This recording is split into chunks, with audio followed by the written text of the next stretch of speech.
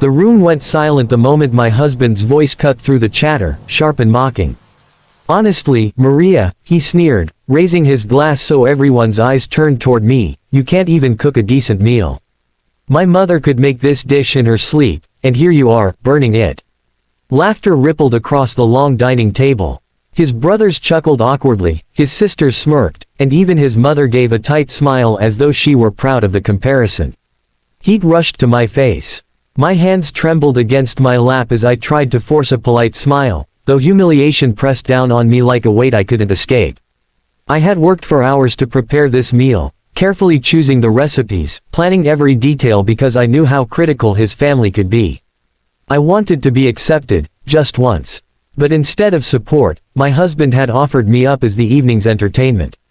Before I could find my voice, a smaller one rose from the other end of the table. My 10-year-old daughter, Lily, looked straight at her father, her eyes wide but unwavering. "Daddy," she said softly, but with a sharpness that silenced the laughter, "why do you always make mommy feel small in front of people? Doesn't that make you look small too?" The entire table froze. Forks hovered midair. My husband's face lost its smug grin, draining of color until he looked as pale as the tablecloth. For a moment, nobody spoke. Lily's words hung in the air like a bell that wouldn't stop ringing. My chest tightened with both pride and sorrow. I hadn't expected her to notice, hadn't realized how much she had seen. My instinct was to hush her, to protect her from the awkwardness, but another part of me wanted to stand up and applaud her courage.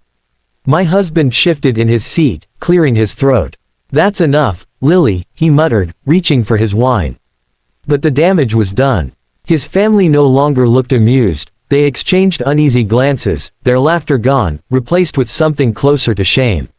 I excused myself from the table under the pretense of checking the dessert, and Lily followed me into the kitchen. She slipped her small hand into mine and whispered, "Mommy, you don't have to let him talk to you like that. You're amazing." Tears stung my eyes. I hugged her tightly, breathing in her warmth, her sincerity. That night, after everyone had left and the dishes were piled high, I sat across from my husband. For once, he didn't meet my gaze. "You embarrassed me," I said quietly. "In front of your whole family. And you do it often. But tonight, our daughter noticed. She sees how you treat me. Is that what you want her to learn? That love means humiliation." He fidgeted, uncharacteristically quiet. Normally, he'd brush it off, joke, or argue, but Lily's words had pierced deeper than mine ever could. Over the next few days, something shifted. He didn't apologize immediately, but he grew quieter, more cautious.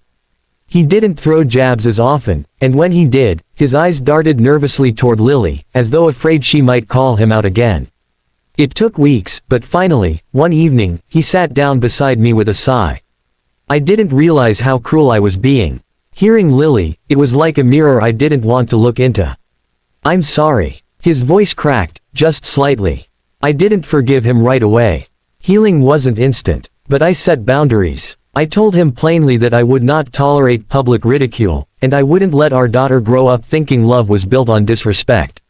If he wanted our marriage to survive, he would have to change, not just words, but actions. And slowly, painfully, he did. Months later, at another family gathering, he surprised me. I had prepared a meal again, my nerves fluttering as always. But when his mother made a critical remark about the seasoning, my husband spoke up, not with mockery this time, but with something close to pride.